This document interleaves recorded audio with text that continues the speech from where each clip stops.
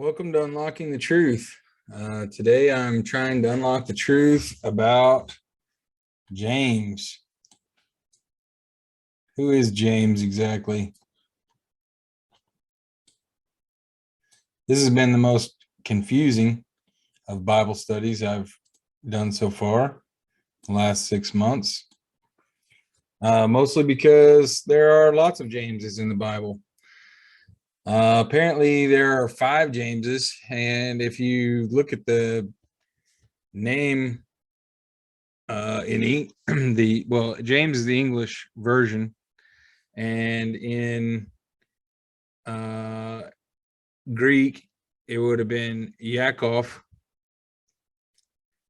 which we would say is Jacob, and we know that there's lots of Jacobs in the Bible, so all the Jacobs and the Jameses all have the same name, but they've been changed later. So it gets even more confusing the more you study it. So where I started, what's been driving my curiosity about who James is this verse that I ran across when we did the episode about are we living in a matrix. We talked about the Gospel of Thomas, and in the Gospel of Thomas, verse 12, it says, "The disciples said to Jesus, 'We know that you will depart from us. Who is to be our leader?' Jesus said to them, 'Wherever you are to go to James the righteous, for whose sake heaven and earth came into being.'"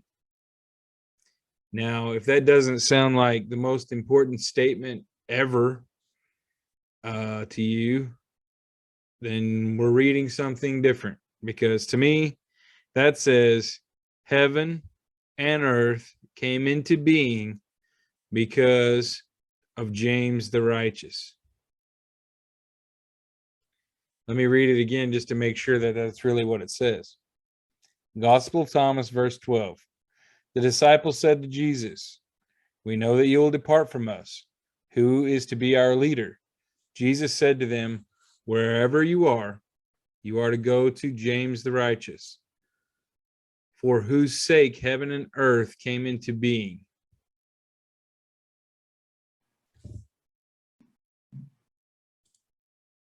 Hello? Hey, Hey, what's going on? none. I was just talking about, this is Robert, by the way, regular on the show. I was just talking to myself for a little bit, waiting for someone to come on. I was reading from the Gospel of Thomas. I remembered something from a while back that was about James, and I've been having a hard time finding where it is that we read about what Jesus said about James. And the reason why I was having a hard time finding it is because it's not in the canonical Gospels. It's not in the King James Version. So if you look it up on Bible Gateway or whatever, you get diddly squat. But it turns out it was in the Gospel of Thomas, which was part of the Dead Sea Scrolls. So this is a book we didn't know about until the 50s. And to me, it has the most haunting and bewildering verse I've ever read in the Bible, and it's been bothering me since I read it. And the more I read, the more it makes me wonder, what do you mean by that? And doing this deep dive on who James is has not helped at all. Not even a little bit. I even went as far as reading a book about a guy who talks to Jesus in real life. Like, Jesus walked in his room and talked to him. Jesus called him James, and he doesn't even know what it means. He has no idea. And even he questions which James was he talking about. And he doesn't, at first I thought maybe he was calling him James like it was his brother, but he seems to think he was a different James than that. Does James have a different meaning in Hebrew or Aramaic? That I was just saying, that makes it even more confusing, because Jesus's grandfather's name is Jacob, and they translate James to Yaakov, which is Jacob. And there's even more Jacobs going back into the Old Testament. So if you were to combine James and Jacob together, you're talking, there's like 8 people with those names. I was wondering, like, with Peter, what we talked about last time, meaning, what was it, stone, rock? There was a few people that Jesus changed their names. And I learned just this Sunday at church at the foundation with Sam. Sam was teaching us that it wasn't Peter. It was I'm drawing a blank all of a sudden. But it wasn't Paul either. It was Paul. It was Paul. He was talking about how he changed Saul to Paul, but there was another person in there that he mentioned. I think it was Barnabas. He changed Barnabas's name. It used to be something else, and he changed it to Barnabas. So apparently Jesus is a little bit like Donald Trump. Well, I wonder if it's kind of like, because it wasn't Peter. That's the Latin translation, but if it was kind of like giving them nicknames, kind of like how it was medieval Europe, a blacksmith was just called Smith. I think it has to do with kind of being born again. Like, you're not who you used to be. Yeah.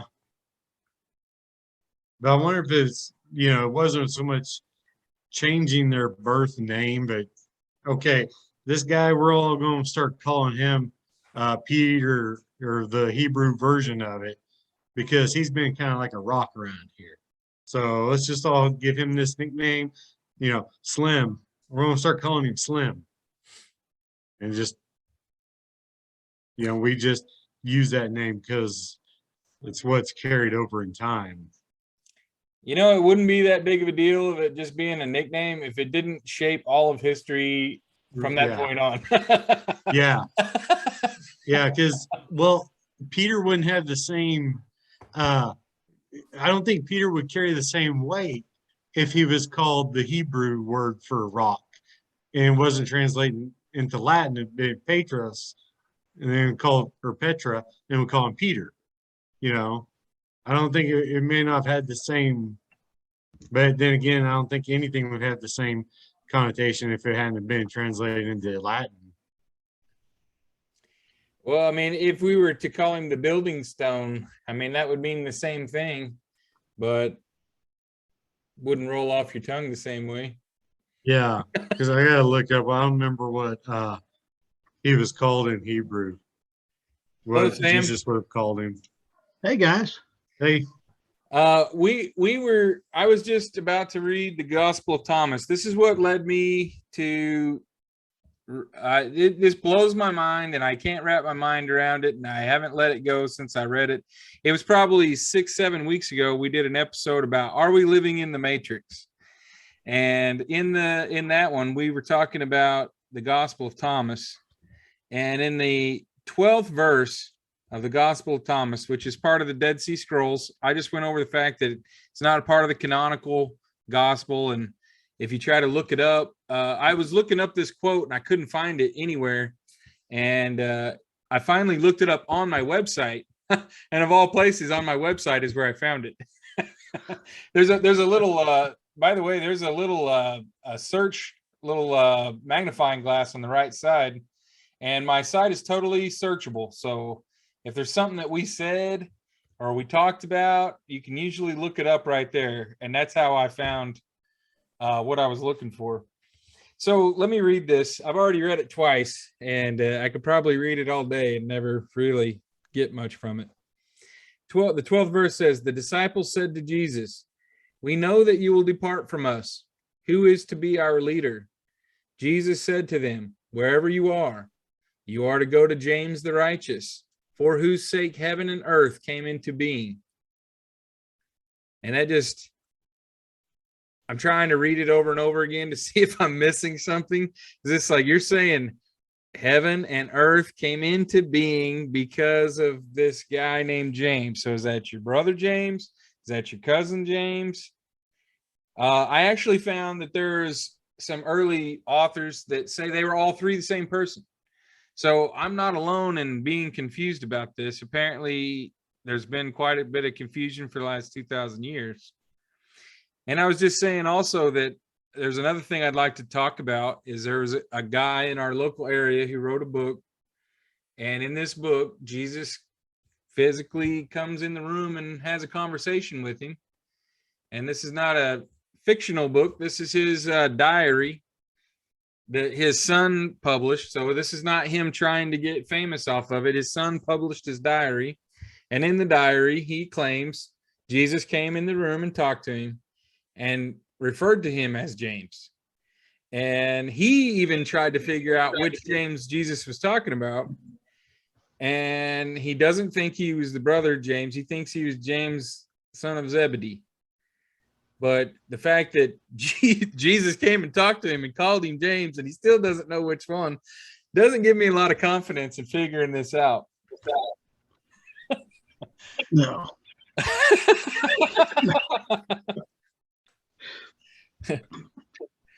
So, who do you understand the difference between James the Lesser and James the Greater, Sam? Well, I think those terms were given to the two James that were actually apostles. Some of the 12. There was two of the 12 whose names were James. James, the son of Zebedee, which was usually referred to as James the Greater, maybe because he was bigger or older or something like that. And then James, the son of Alphaeus, would have been James the Lesser. But that's just terms I think that we gave to him as far as, individuals after kind of reading information from them. Now, which one of those was on Mount Hermon when Jesus transfigured and witnessed that? Been James the Greater. Yeah.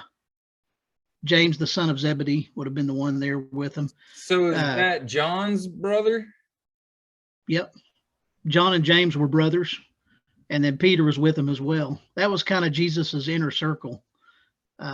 Would have been those three, or four if you want to count Andrew in it too. But those were kind of the ones that Jesus hung out with more, or at least the information we have about Jesus. He was always with those guys. The Gospel of Thomas is really fascinating. There was another thing that I was looking at down here at the bottom I want to get to towards the end, where it was talking about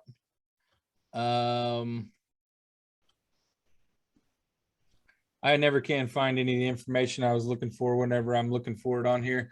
But there was some stuff that was outside of the canonical Bible, outside of the King James Version, that I found really fascinating. And hopefully I'll find it on our trip through here. I think I put it on another page. Let's see. I've got a couple of sub-pages here.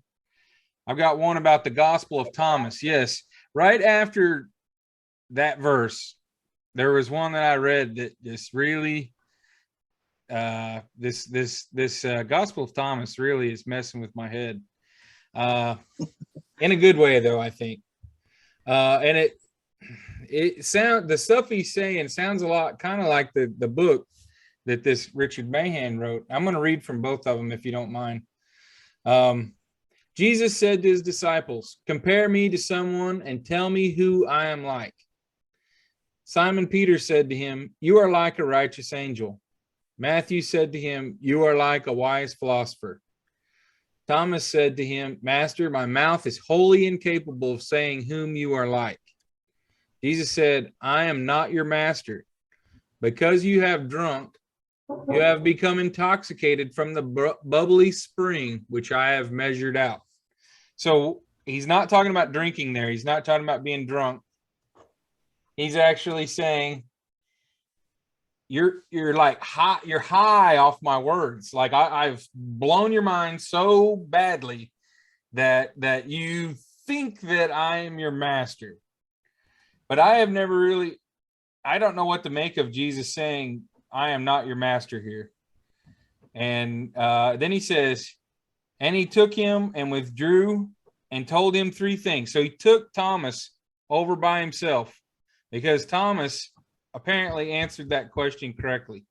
So Jesus is not an angel and he's not a philosopher. And he says, Master, my mouth is incapable. And Jesus says, I'm not your master. And then he takes him over to the side and tells him three things. Could it be referring to master in the sense of like, a slave owner of the time? Very possibly. Very, very possibly. And we talked about before, what was the word? What was Moses's first wife's name? Zebedee? Zebedee, is that right? Isn't that the father of James, the great? Oh yeah. I got it all mixed up. Yeah, I'm so messed up. But I remember looking up the meaning of the term, the Ethiopian wife of Moses. Her Keturah. name meant slave master. Keturah? Isn't that right? Is that what he said? I'm gonna look it up. It's on our page, but you look it up. Jethro was the dad. So anyway, so he takes Thomas over to the side to tell him three things. And when Thomas returns to his companions, they asked him, what did Jesus say to you? Thomas said to them, if I tell you one of these things, which he told me, you will pick up stones and throw them at me, and a fire will come out of the stones and burn you up. Zipporah. Zipporah. That means slave master, apparently. And we also talked about how the word Adonai, because he called at one point Moses, I think it was Moses called his wife Adonai. And we thought that was weird. And we were looking up, what does Adonai mean? And it basically meant Lord, or Lord can mean slave master. So where he says, I'm not your master, that could in English, that could probably be swapped out for the word Lord. But don't they call him Lord all the time? Well, they call him Master all the time too. So I don't know. Yeah. I think different writers kind of refer to Jesus as different things. Son of man, Son of God. All of them had different things they referred to him as. And teacher, and maybe Lord Rabbi. meant, maybe referring to him as Lord meant something more like royalty, king reference. The master might have been more of like, you're not my slave. I'm not your master. Well, on the site that I looked it up on, this is what they said. His disciples fall into a trap of attributing qualities to him and to spiritual teachers that are very idealistic.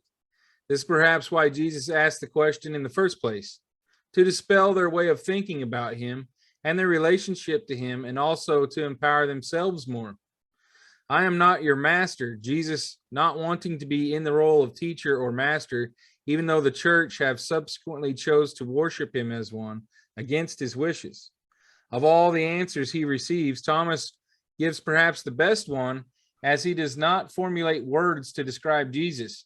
So as he is the most open, Jesus chooses him to forward his message on the rest. And then where it says the throwing of stones, Thomas will not tell the other disciples what they want to hear from Jesus, so they will speak words or throw stones, which will be damaging, and these ill words will consume him. So he's afraid that by telling them what Jesus said, they're going to be unbelievers and that they'll be punished for their unbelief.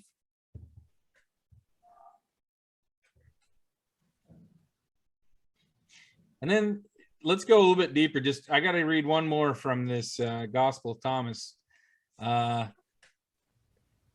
Verse 14, Jesus said to them, if you fast, you will give rise to sin for yourselves. That ought to make you happy.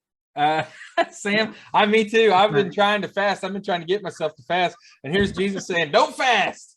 And I'm like, yes, yeah. Sure. He says, don't fast, you'll give rise to sin for yourselves. And if you pray, you will be condemned. If you give alms, you will do harm to your spirits. When you give into any land, when you go into any land, walk about in the districts. If they receive you, eat what they will set before you, and heal the sick among them. For what goes into your mouth will not defile you, but that which issues from your mouth is that which will defile you. So it explains it a little bit here. Fasting to give rise to sin. How is that? Sin is another name for desires. So by extreme denial, we create tensions and desires which are unnecessary and sinful. So by trying to starve yourself, you're going to start wanting food, and then you're going to be beating yourself up in your head the whole time because you ate a nut or something. Then it could lead you to be, be more gluttonous. It makes you neurotic. Is what it makes you. Yeah. It makes you not balanced. And you'll want to eat more. Yeah. I've done that before. Starve yourself for a whole day, and then you're eating 9 Subway sandwiches the next day. Yeah. If you pray, you will be condemned. Now, this sounds crazy. What in the world could he mean by this? The best way to pray is to meditate with a sense of giving up everything. Praying to influence events for others or for self does not show faith in the Father who knows best. Now, that one right there, that's something I think every Christian today's got to really wrap their head around, that we pray for ourselves and others all the time, but seeking to influence events as if you have some kind of power and you could change things if you said the right words. And I often when I'm praying, I'm just saying, God, I have no clue. I'm powerless. I have no idea. Please take the wheel. You're in charge. Yeah. Could he be talking more about kind of like the rules the Pharisees had set before them, all their extra commandments?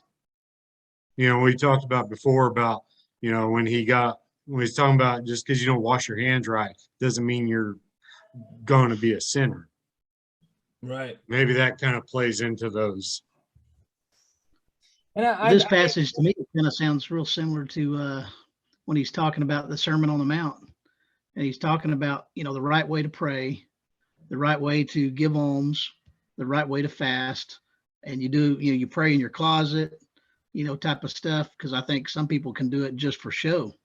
Mm-hmm. And but like there in Matthew 6, where he's talking about when you give, don't let the right hand know what your left hand's doing, because I think even at all these things you're talking about, I mean, prayer is probably, I think, the biggest spiritual discipline we're called to do in Scripture. But I think we got to do it for the right reasons. And like you'd mentioned too about how people just did it, on the street corner, did it to look good. And Jesus said they had their reward. And but when he talked about all three of these things there in the Sermon on the Mount, he was kind of in a condemning way saying, you do it, but you do it in the right way. And obviously God knows.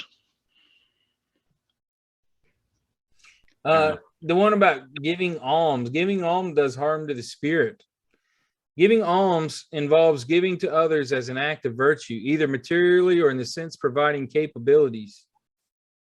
So providing services or education for free, and exists in a number of religions. The greatest gift we can give is spirituality and not materiality. To do otherwise, we have moved away from what is most important. Healing the sick, not physically, but spiritually. So following on from the above, in which we have identified the spiritual purpose is most important, sickness is referring to the sickness of the soul, metaphorically, that has lost touch with its true purpose. That which issues from the mouth will defile you. What we speak in error can have caused much suffering and damage to others. So we must be on guard to say only that which is truthful, kind, and necessary, and spiritually relevant. Now, I can really relate to this, and I've actually thought about giving up this show several times because of this right here.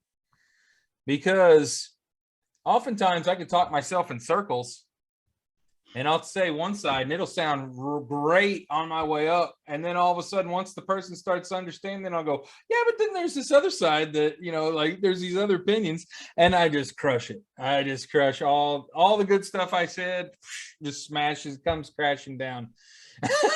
I actually did that with Earl, our friend Earl, that's on the show all the time. One of the first times I ever really reached him. Long time ago when we were kids, we were on a bender, and we were really living free, and I got him so stuck on Jesus that he was walking around picking up trash in the parking lot of Walmart 5 a.m. shaking people's hands, and I mean, he was just on fire for Jesus. And then the next day I saw him, and for some reason I told him the whole other like side of the story, like you know, like other things people have said, and it just it ruined his wit. It ruined everything that I did the day before, and he just went right back to living the same way. But there for about 12 hours, I had him going around shaking everybody's hand and opening doors, and you know, but I totally ruined it the very next day. I think that kind of falls into that. You gave him some light, but it wasn't something that he found on his own. You know, Yeah. we know another guy who became a Christian from a life of, well, I assume to be agnostics or kind of atheists, but you know, spent a life trying to live a Christian life, play Christian music and stuff. But then something else happened, and he's like, well, how could God let that happen? And then he quit being a Christian. You know, it's kind of falls into that. Well, you really weren't to begin with. You're going through some motions, but you never found the reason why. You know, it's like, if you don't have a relationship with him that you developed on your own, then you really don't have a relationship with him at all. That's right. That's very true. Before I go back to talking about who James is, I want to cover this book just a little bit. This guy right here, his name is Richard Mahan. When you're going on Sailboat Bridge, and you look over towards Bear's Den, there's a peninsula that goes way out into the lake by itself, and there's only a couple of houses on it. And this guy, at the time, he had the only house out there on the peninsula, and I was helping move his furniture in. And you know, I was told a few weird things about the guy. First of all, I was told that he saw Earl's grandmother, and she passed away in the 80s. And he claims that she came to his door, and she was beautiful, and she was 18 years old. And he gave her her initials to Eric, and Eric didn't know what he was talking about. But then he went home, and he was in his kitchen, and his grandmother's magnet jumped off the fridge and landed in front of him, and it happened to be the exact initials that guy just said. And then another incident happened, and we talked about this on the show last week. A young man in a military uniform showed up at their door, and he had a message saying everything was all right to Earl. And this guy turned out to be a World War II pilot who disappeared over the English Channel whenever they were on their way to go bomb Germany. And that was in the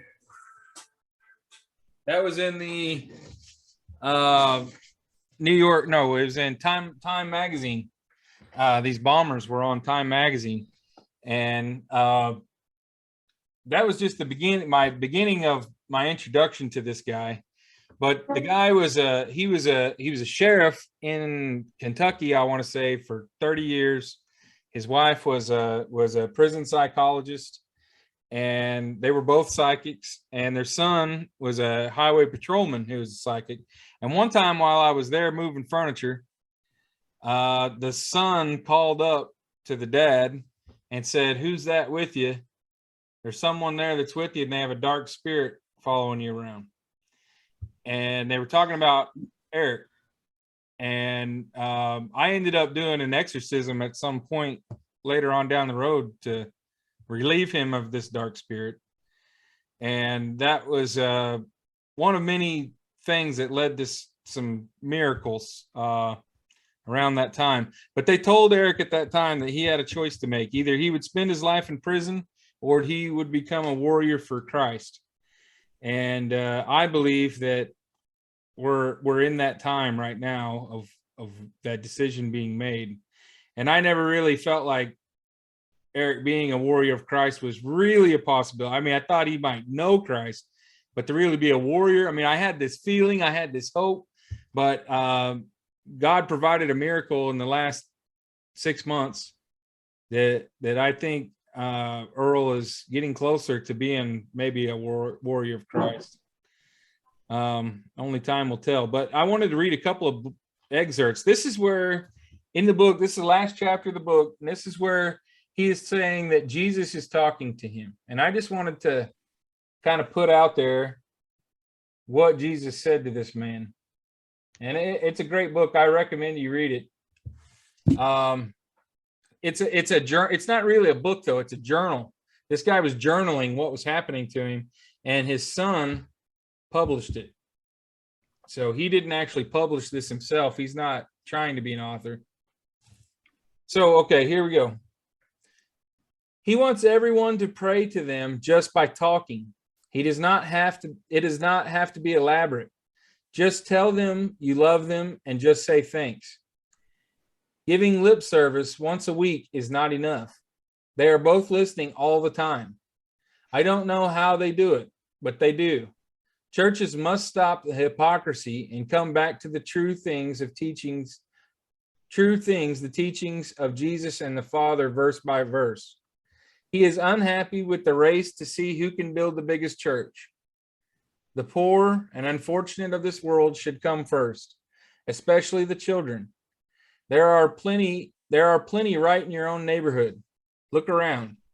Greed is not going to get you across. Jesus said building new churches to outdo other congregations is a sin. He cares not how or where you pray. A big new church will not get you into the Father's house. Your belief and good deeds will. Everyone is sadly mistaken if they think paying money will get them into heaven. Money helps run the churches and is needed, but nor does the Father have any use for it. There is just an earthly need.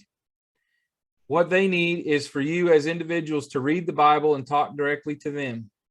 If you have needs, tell them. Sickness, money problems, anything, they will listen. Don't think you have to be an elaborate prayer. Don't beat around the bush. Just say what is on your mind. And if needed, ask for divine intervention. Never be afraid or ashamed of talking to them. In a presence, and they will communicate if you will listen and not let the outside influence of this world interfere. Your prayers will be answered and you will feel good about yourself. Don't do as I did when I got into serious trouble as a last resort and would ask for help. I really didn't believe, but I thought, what the heck? It can't hurt. Now, this guy is a self-proclaimed atheist. Before all of this happened, he did not believe in Jesus, didn't go to church. Jesus told me he wants all religions in the world to accept each other. Stop the hatred, the killings, and all the senseless acts done in God's name. Those people that do this are in for a real awakening. He knows this is not going to happen until his return, but he is giving fair warning. He said he is coming back soon. I don't know when, but he intends to come back to this earth to destroy evil. It does not take much effort to receive salvation. Accept Jesus as your Savior. Ask for forgiveness. Ask the Father to be allowed to enter heaven. This is a very basic, but it will work. It doesn't take much, and what do you have to lose? Nothing, but you have an eternity to gain. You might have to change your lifestyle, but living in the golden city is worth it. The lifetime This lifetime is very short, and death is only a doorway to it, to Yahweh's world. So which will you choose, everlasting life with God or everlasting torment? Jesus has said that even murderers can be forgiven, but only through salvation. All religions must go through him to enter God's house. I asked Jesus what would happen next in this world. He stated it had already started. The things that are told of in Revelation shall come to pass. The climate of the world is changing, and this is just the beginning. More will happen. Jesus and Yahweh are not happy about the way mankind has rejected them. Soon more destruction in the form of earthquakes, floods, hurricanes, volcanoes, and other natural disasters will get worse. Famine, disease, and pestilence will begin in earnest. Their doctrine of telling the people to do stupid thing to get into heaven is false. Do not just rely on churches to tell you what to do.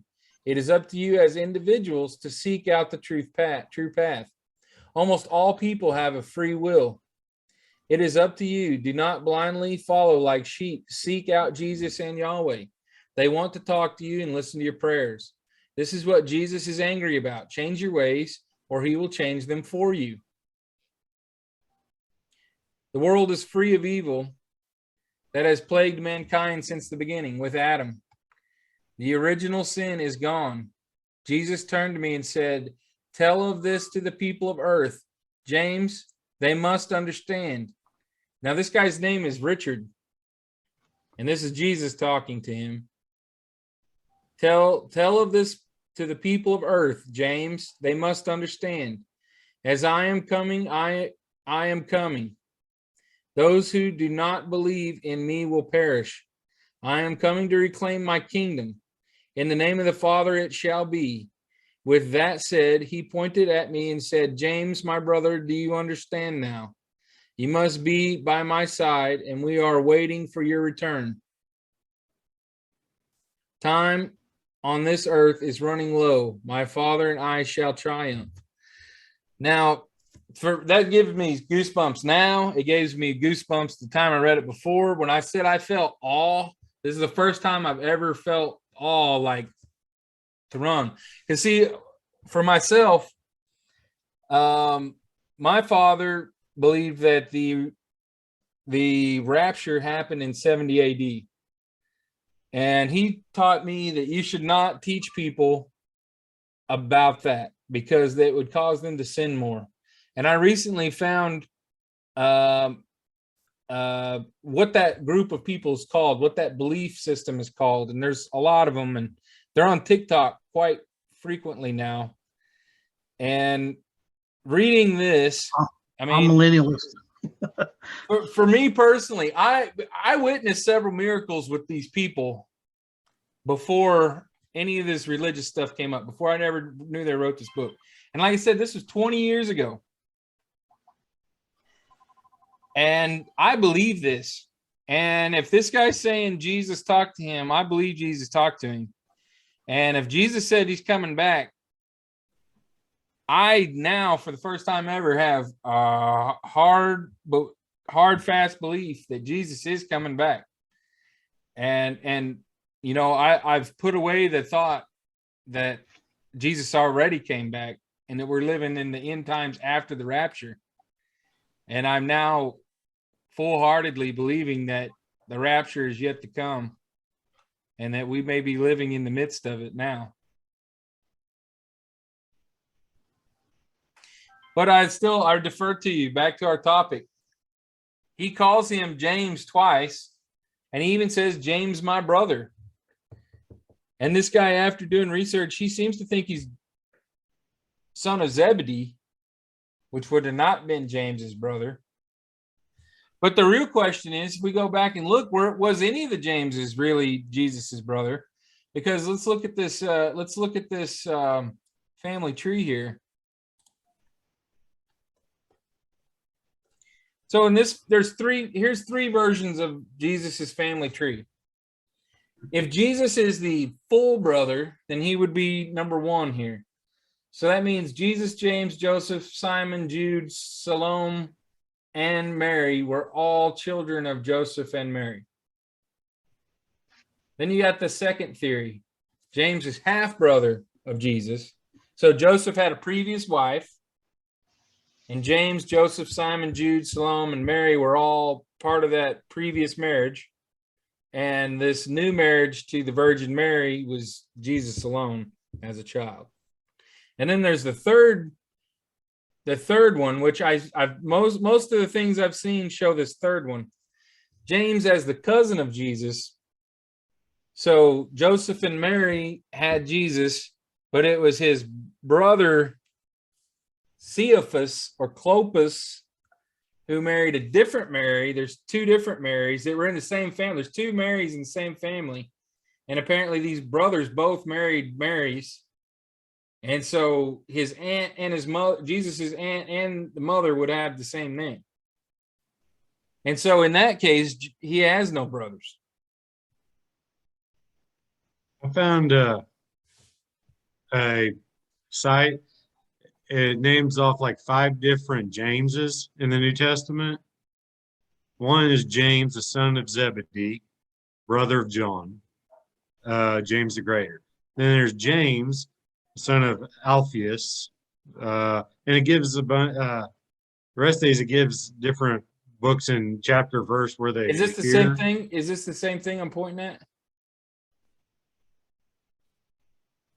Jesus. Yeah, it goes into a little bit more writing, and like James, the brother of the Lord.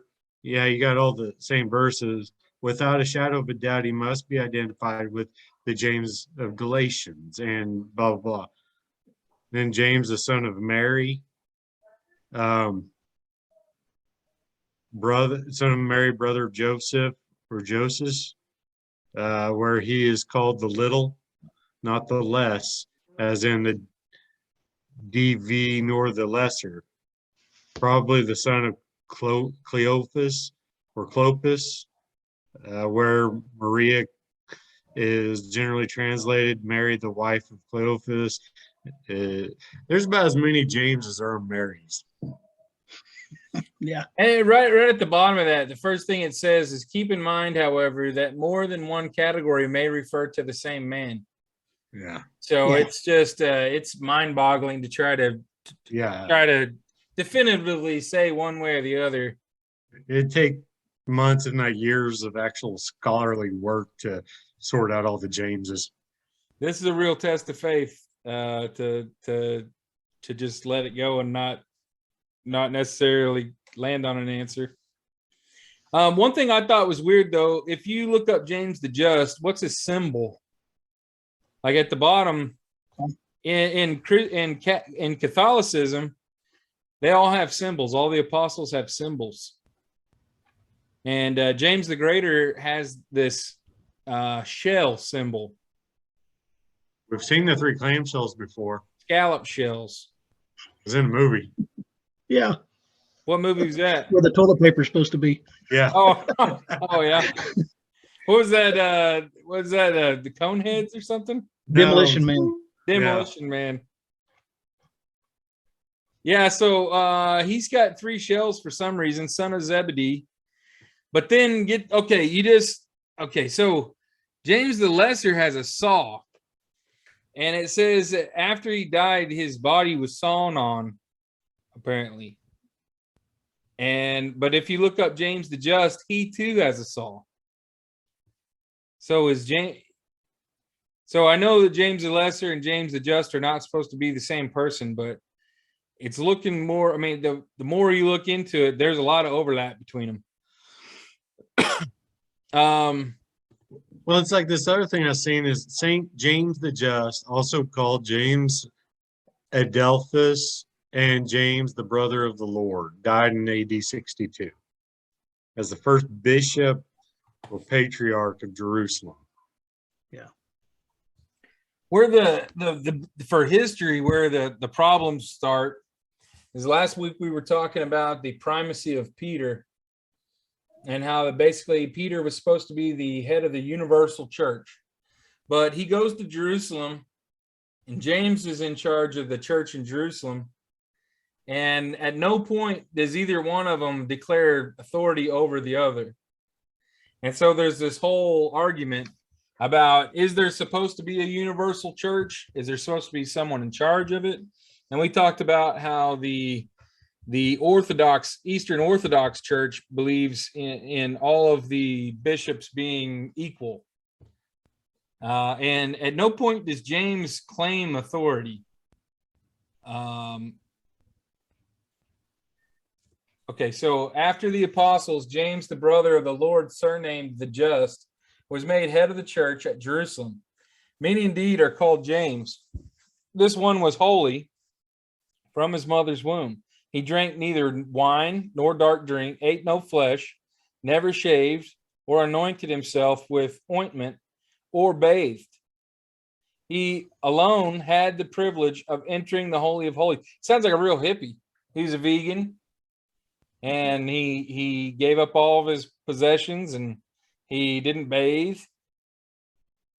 He alone had the privilege of entering the holiest of holies, since indeed he did not use woolen vestments, but linen, and went alone into the temple and prayed on behalf of the people, insomuch that his knees were reputed to have acquired the hardness of camels' knees. So they're pretty well callous. Yeah, since it was unlawful for any but the high priest to enter the temple of the holiest of holies once a year on Yom Kippur. Jerome's quotation from Hegesippus indicates that James was considered the high priest. Pseudo-Clementine recognition suggests this. So he was. James was the first one. Always bear in mind, James was the first one killed from the follow. After Stephen. Stephen being the first martyr, but James was the first, I guess, pastor killed in Jerusalem. He wasn't one of the disciples, but he was one of the guys killed. And it could have been for some of those things too.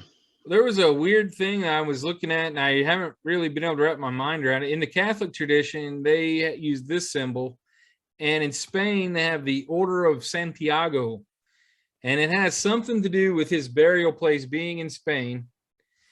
And he had a stone boat, apparently. There was a magical stone boat that went upstream, way far inland, and there's a castle built to him, and there's still people that take long pilgrimages from France, and they come down and they get their passport stamped. It's kind of like a pilgrim's passport, and they stamped all the different places they've been. And I was watching a video where these people had been to this Order of Santiago 3 times, and apparently there's a stone boat, and they've got a piece of concrete that's supposedly a part of this boat. But apparently in the 1500s, Middle Ages, he took on quite a bit of magical powers, his body and his tomb. But wasn't there a story a while back that said they found the ossuary of James? I mean, I didn't even look that up, but I think I remember now that you were saying that. Well, I did see that there was a church in Spain that claimed to have it. I know they say, I thought this was maybe an archaeological find, but that it said James, the brother of Jesus, on the inscription of the box of bones and stuff. I just now remember that. I did definitely see that. That was on the Naked Archaeologist, and I watched that episode not too long ago, and I think I actually have it in our video archive. That's been a few years ago.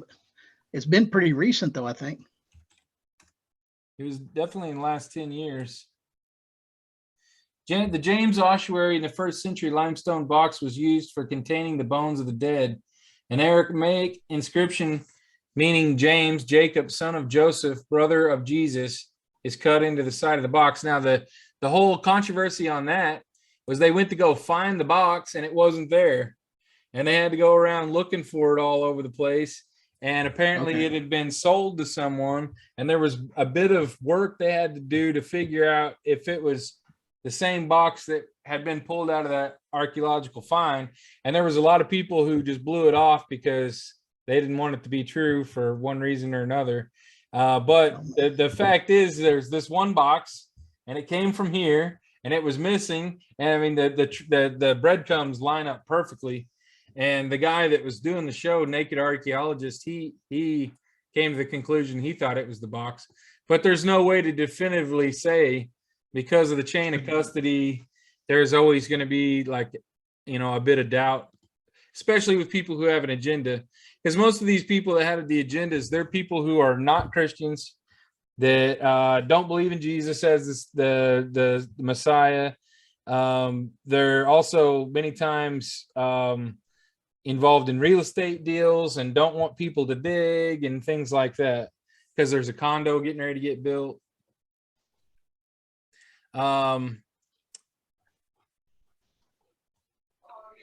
Down here at the bottom here, there was something I wanted to read about the identification of James, the brother of Jesus. Where was it? Oh, Ebionites. That's what I wanted to talk about. Ebionites. Here it says some apocryphal gospels testify the reverence of Jewish followers of Jesus like Ebionites.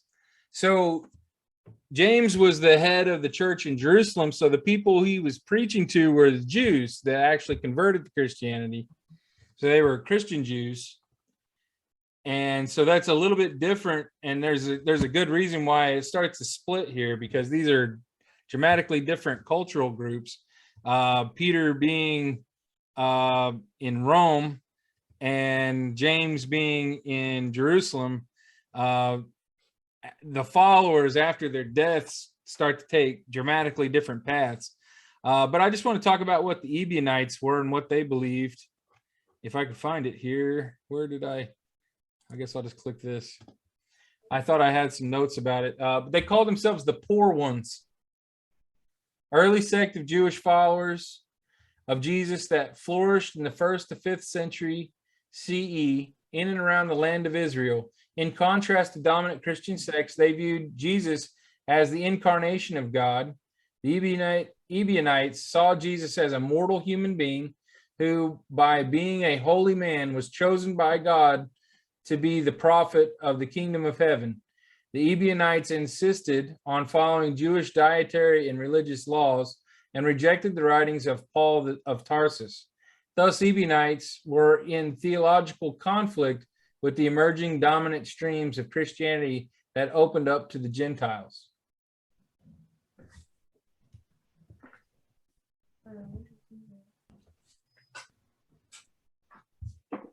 That seems to be an ongoing theme throughout Christianity, was different groups don't agree with that group, so they break off to their other group. Like we talked a while back about in the mid 200s when I talked about Lucifer. He was a bishop that didn't agree with the way the church was doing Christianity and thought it should be going a different way. He pissed a lot of people off, got banished. Then when he came back, there's a lot of animosity. And that sounds like a similar thing. It's just another group that, they studied Christianity differently than what was going on over here on a different part of the world. And then, who was it? Was it Paul that was going around to the different cities and villages and stuff and checking up on the different churches and finding out that some of them were teaching things wrongly than what he wanted them to be teaching? Yep. So were the Ebionites, were they Jews or were they Gentiles? Did it ever They're say? Jews. They're Jews. They were Jews. Okay. And I was reading some stuff about them, and I think I have it here. I think it's right at the bottom of where I had James the Just stuff.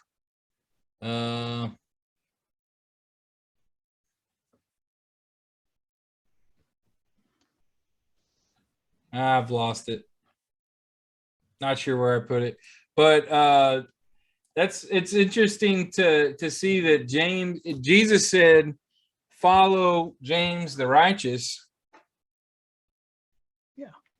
And then you have this immediate split within the very first generation after Jesus. So that's, I mean, it leaves me with the question, should we find out more about what the Ebionites were thinking? Because they were the followers of James. But at the same time, I believe the message that Richard Mahan was trying to tell us in his book when Jesus came and talked to him was, ask Jesus. If you have any doubts, talk to him, ask him questions. He'll tell you.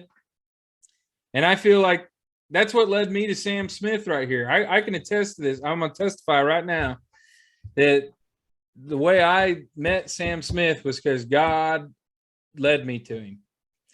I was in the shower and I was trying to shut out the world. Like it said in that verse we were talking about Thomas, shutting the world out so you can hear. That's what I'd been trying to do. I'd been trying to meditate.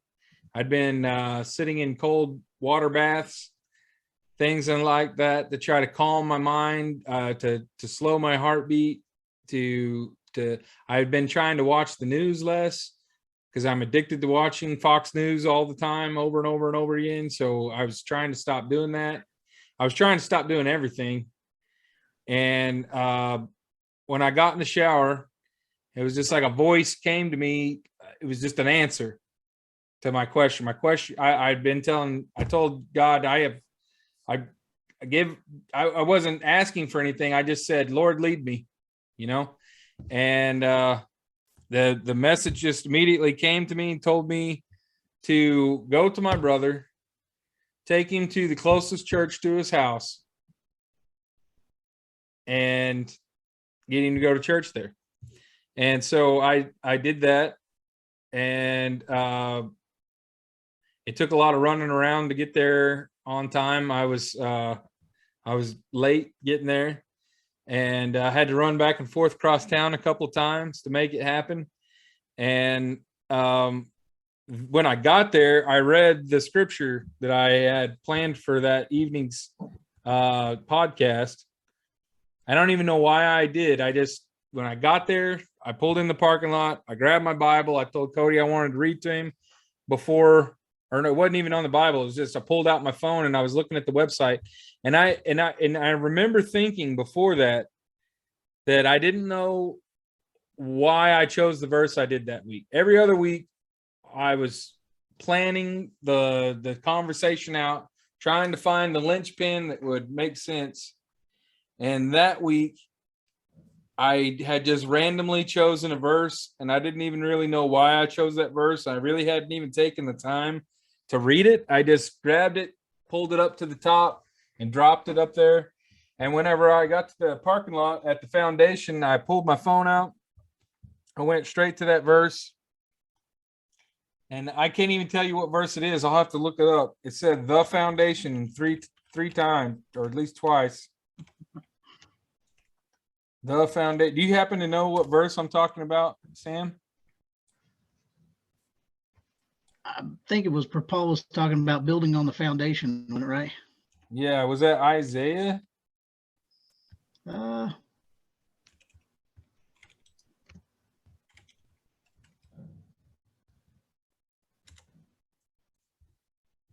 I'll have to go back and look at our old sermons, Steve, and figure out what verse it was. See, I can tell you right now that I did not plan it, is what I'm saying. I got out of the car and I started reading this thing, and I didn't even know the name of the church at all at that time. I hadn't even taken time to look at the sign. And I started reading this verse, and it said the foundation. And then the very next sentence said the foundation. And when I got done reading, I looked up and looked at the church, the sign on the church, and then the sign said the foundation. And I just looked at Cody and I was just like, I was just blown away. Like, how did that happen? And I've been going to the foundation ever since.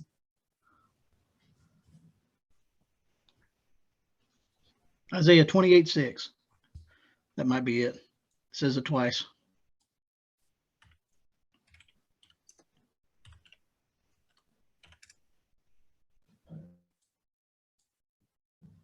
We're all looking on our resources trying to figure it out. Yeah. 28:16. I'm sorry. There we go. 28:16. I still can't get it right. We said looking at the stones out. Therefore, thus saith the Lord God, behold, I lay in Zion for a foundation, a foundation, a stone. I tried stone, a precious cornerstone, a sure foundation. He that believeth not make haste. I don't think that's it. That's not it. Okay. There's a few verses that mention foundations, like several different books. Yeah. Paul talks about it a couple of times. I'm pretty sure it was an Old Testament verse, and I'm pretty sure they were talking about rebuilding the tent. It was specifically, he was talking about building a beautiful house. And they were discussing whether or not it was going to be made of wood or not, I think. Was it in Kings? Yeah, very, First Kings, very well maybe? could have been. Very The well. foundation was made large, temple. costly stones, and above also stones cut. And I don't know. I was just looking up word foundation on the Bible app. It brings up a whole bunch of stuff.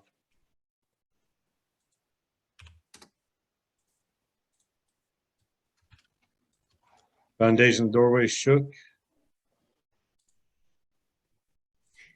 The foundation of the temple of the Lord was laid in the 4th year, in the month of Ziv, in the 11th year, in the month of Bul, the 8th month, and the temple was finished in all its detail according. I think that goes to show that it wasn't the book and the chapter that mattered. Yeah. Yeah, it wasn't. It was just the word that you needed to find. Yeah, well, I asked for an answer and I got one. Yeah. Yeah, it wasn't the book, the chapter, verse that mattered at the time. No, it wasn't. Because if it did, you'd have it in your brain. You know what I mean? Well, I didn't even take time to even go back and try to figure out what it was or memorize it afterwards. That's what I mean. It was never, that wasn't ever the message he was trying to get across to you. It was like, here's what you need to find. You know, I actually felt, I thought it was kind of weird that there weren't more churches out towards Hickory Grove. I thought there would be a closer one. So, I mean, I very easily, if there was a closer one, I probably wouldn't have ever had that same experience. Mm-hmm. But yeah, in Grove, there's 70 of them. Right. Well, that's the truth. Well, I'm glad you made it out. All right. Well, it's 8 o'clock. We've done an hour, and I don't think we're a lot closer to knowing which James is which, but hopefully some of the people out there now have an understanding that there's more than one James, and that this is a deep topic, and that the Bible's not boring. Matter of fact, it can be quite challenging. Did you already mention about the Hebrew name for James was Jacob? Yeah, we talked about that towards the beginning. I have a little place here that shows that. Which means deceiver. Yeah. Right. Oh, yeah. That throws in a whole nother kind of worm. Oh, yeah. So is Jesus preparing the kingdom for the deceiver? I don't know. Yeah, going back to that. What was the book of Thomas or whatever? We've done really good. And now what you were talking about, Kit, now we're just bringing it down. Yeah. You got to kind of leave stuff out to keep from having that arc. Yeah. But it's those things that make you want to learn more and dive deeper into it. For me, it does. Yeah. For me, it only makes my hunger more. If it was simple, we would probably get bored of it. Right here, it shows English name James comes from the same root as the name Jacob. The Hebrew, so that means that their grandfather, Jesus' grandfather's name was Jacob. And so he's kind of a James too, if you want to translate. It makes me wonder why they translate some as James and some others not, and they leave it as Jacob. It's kind of weird. But also Yaakov. Yaakov's the Hebrew name. So that always reminds me of Yakov Smirnoff over there in Branson. I think, oh, he did have a biblical name. And then the first translated into Greek as Lacabos, then Latinized as Jacobus, which became Jacobus and later James. So one little thing is, you know, in Mr. Mahan's book, Mr. Mahan was an atheist. He has no reason to make this up. And like I said, he's only sold 18 copies, and I was one of them. So over 20 years. So that means, you know, he wasn't trying to make this up to get influence from anyone. But it is strange to me that Jesus talks to him. It makes you wonder, like, okay, if you're talking to Jesus in real life, Jesus comes to talk to you in your bedroom tonight. Is he going to talk to you in modern English, old English? Is he going to talk like Shakespeare when he walks in? Is he going to be speaking Latin? Is he going to be speaking Greek? Is he going to be speaking Hebrew? You know, if you have no concept of time, you know, is he going to pop in the room and he's going to send us an emoji? You know, what's he going to do? Just pops in, texts you, message, doesn't say a word. Just send you a You're sitting here reading it like, who the hell is James? All right. Well, we usually talk about, at the end of the show, we usually talk about what we're going to talk about next week. And generally we have the guest pick. And there's only 3 of us, and we're veterans. Sam, you're the new guy. So our tradition says you get to pick the topic for next week. Have you guys ever done a study about why people live so long? Back in Old Testament stories? We did talk about giants, and I just saw a thing on Facebook today talking about Sumerians. And there's some sort of record that there's like 8 Sumerian kings that ruled over 240,000 year span. Wow. But it's just, I mean, it may all be BS and hogwash, but it just, you talk about age and people living that long. Yeah. And there's some possible translation issues with that. For instance, Adam means mankind in some ways that you talk about it. And it's possible that some of these names could have been the names of matriarchs or patriarchs that spanned a generation. So it could be talking about a generation of people who lived under this name. There's lots of possibilities. But one of the most fascinating ones is, to me, is that back before the flood, there was more oxygen on the earth and everything was bigger. That's why the dinosaurs were big. And these people were not our size. We talked a couple of weeks ago about the pre-Adamites. Were up to 90 feet tall. And there's a lot of references. If you start looking back, when you look at what was the guy's name that was the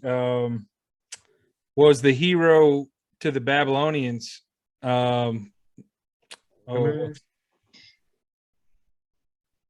can't think of his name, but he's Gilgamesh. Yeah, Gilgamesh was supposedly a giant. Yeah. He supposedly ran all the way to Lebanon with trees under, with a cedar underneath his arms. Also, but how much of that could be like Paul Bunyan, you know, and Babe the Big Blue Ox? You know, we kind of embellish these heroes. Like even them back then, they may embellish their heroes a little, or. And they flat out said there was giants in the earth in those days. And another thing is Noah. Look how big Noah's boat was. To build that ark and have hallways 500 feet long and the whole thing jointed together with no nails. I mean, how strong would you have to be? And supposedly, you know, he was building that on his own or whatever with very little help. His sons. Oh yeah. Well, I just thought it was interesting. We've talked about it. I've talked about it with a couple other guys and done some research on there's a pretty good, I guess, a pretty popular theory on the Canopy Theory. Like you'd mentioned, there was a lot different change in atmospheres, you know, before then, and a greater oxygen supply allowed people to live longer, be stronger, more healthy. They probably ate healthier, probably slept better. Well, you compare like the giant mammals of 12,000 plus years back, the mammoths, the mastodons, the woolly rhinos, the saber-toothed cats, the cave bears, all those animals they're all mammals, but they were all much larger. Yeah. And I fully believe that there were multiple species of humans on the earth. It's just we're the only ones left. So, and there were, some of them were bigger. All right, so that's the topic for next week. We'll be talking about why did people live so long? Unlocking the how can we say that in a concise way? Unlocking the truth about Fountain of Youth. Why people live so long. Rhymes. Usually it'll come to me. I'll think of a rhyme or something that'll go with it. So yeah. Unlocking the truth about biblical ages. I don't know how we say that. Why? I guess unlocking the truth about why people live so long in the Bible. Yeah. All right, so we'll do Monday again at 7. Sam, if you know anybody that wants to come on the show, we're shopping for more guests to come on the show all the time. Okay. Part of the reason why we started this is my personal bubble of influence was getting very small. Whenever you're trying to keep sin away from you, you tend to make your circle of friends smaller and smaller. And I felt like I got my friend circle down so small that it was basically me and Robert and a couple of others. And so I was kind of wanting to expand my sphere of influence and expand my, the people that I'm talking to. And so if there's anybody at the foundation that you think might come on, I'd love to have them on. Okay. Thanks, man. All right. Well, we'll see you guys next week, Monday at 7. Sounds great. Thanks. Have a good one. Bye-bye.